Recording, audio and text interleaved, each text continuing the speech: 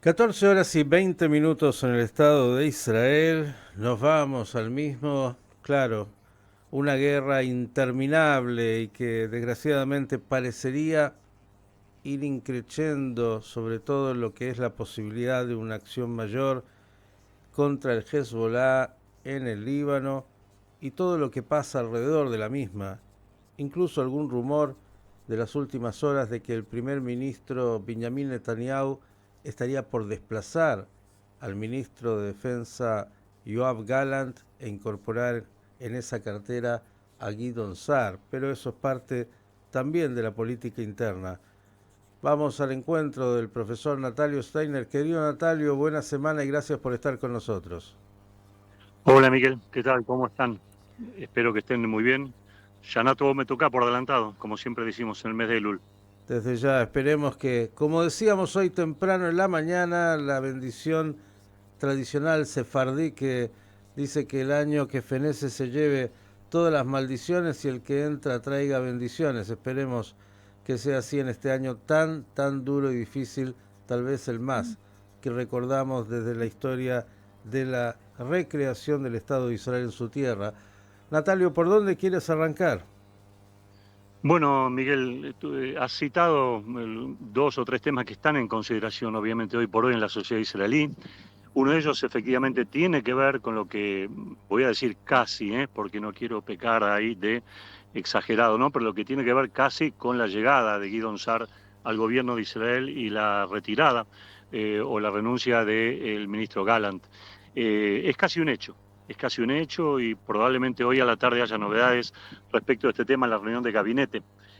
Antes que nada pido disculpas a los oyentes, estoy en plena calle de Israel, así que puede haber algunos ruidos de fondo. Es casi un hecho, hay una necesidad interna del gobierno de, antes de avanzar en cualquier ofensiva hacia el norte o en la zona del Hezbollah, y ahora enseguida hablaremos de esto, hace falta oxigenar al gobierno, hace falta homogeneizar un poco más la línea que el gobierno ha tomado respecto a una línea dura en relación a un ataque contra Hezbollah, algo que Gallant había insinuado solamente al principio de la guerra y que después quedó de alguna manera un poco de lado.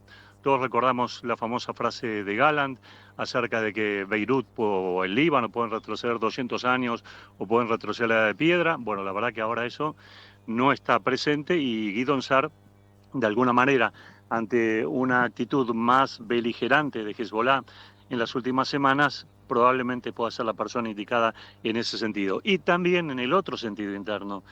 Gideon Sa'ar puede tener una visión un poco más contemporizadora con los sectores más ortodoxos que buscan una ley más afín respecto al reclutamiento que la posición más liberal, por así decirlo, de el ministro Gallant. Así que con una jugada así se podrían resolver, digo resolver entre comillas, dos temas muy importantes que aquejan acá a la sociedad israelí: el rumbo que va a tomar el gobierno y el tema de un reclutamiento ortodoxo que pueda darse en las condiciones que así lo ameriten de alguna manera, porque hasta ahora ha fracasado el reclutamiento ortodoxo. El modelo que previó Gallant ha fracasado rotundamente. La pregunta del millón, Natalio, Sí. antes de que continúes, es, algunos han dicho, bueno, desde el principio, ¿no?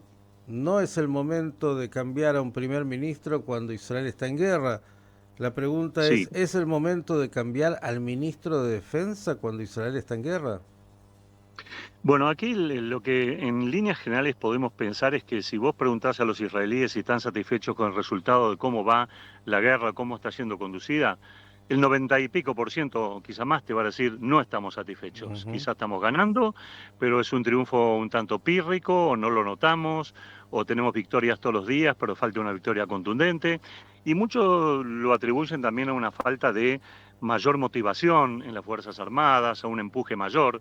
También se han escuchado muchas voces aquí en la sociedad israelí de comandantes retirados o que tienen muy buena relación con sectores del ejército que dicen: el ejército está actuando con una mano atrás, está actuando con las manos atadas, no puede pelear así.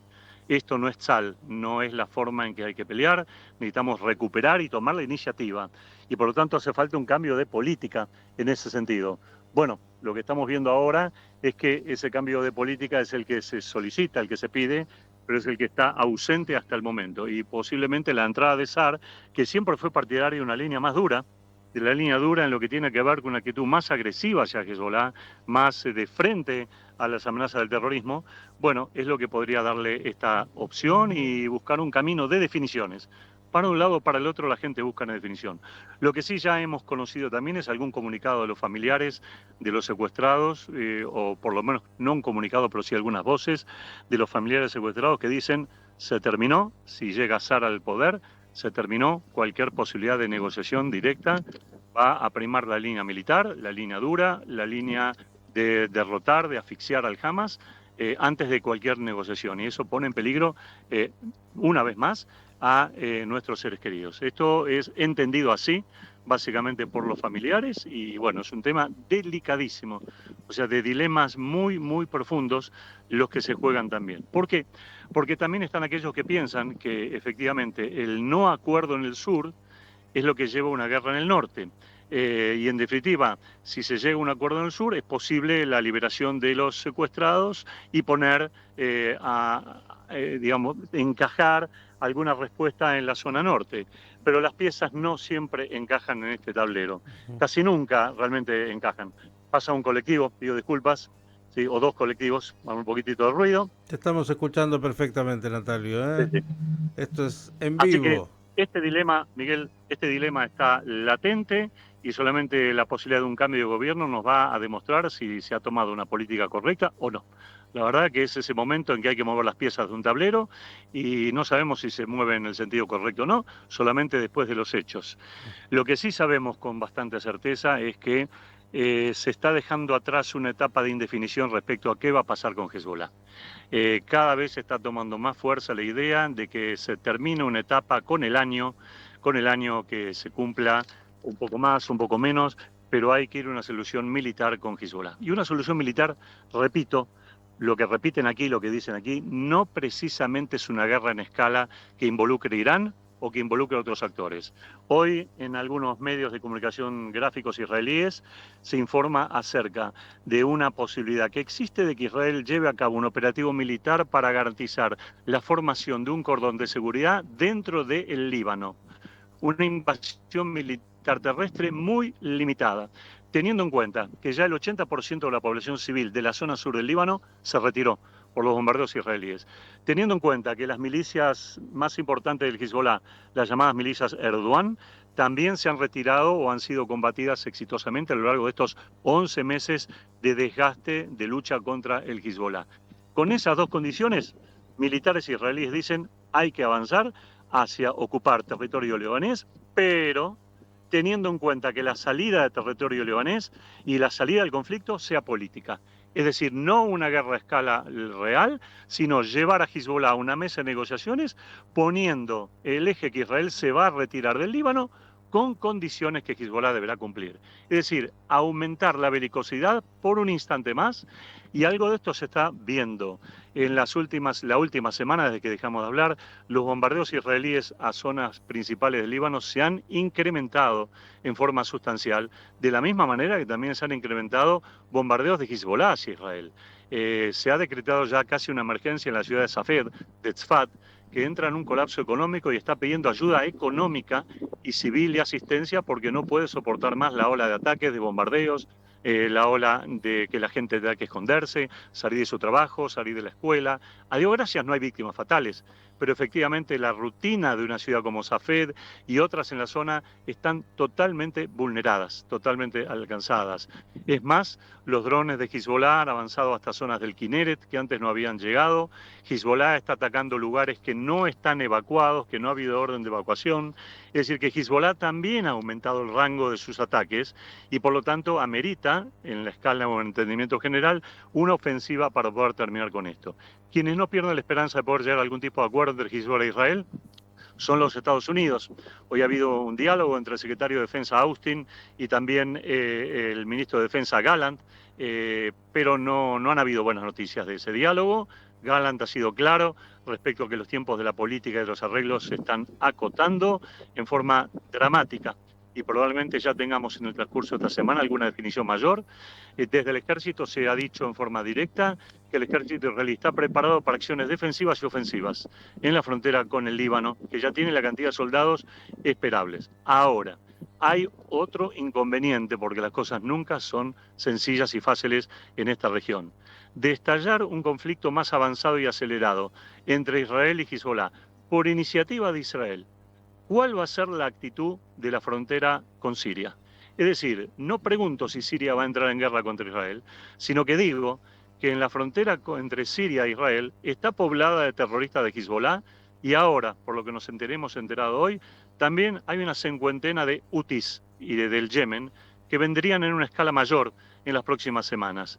Entonces, si Israel genera un conflicto con el Hezbollah mayor, va a tener seguramente también un conflicto en escala en la frontera con Siria. ¿Y quién evita entonces una intervención de Irán después de esto y el conflicto que se desmadre y se escale en un término que se escape de manos para todos los factores regionales?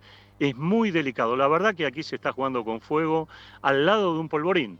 Y esto no es una acusación, esto es simplemente una descripción de lo que estamos viviendo aquí.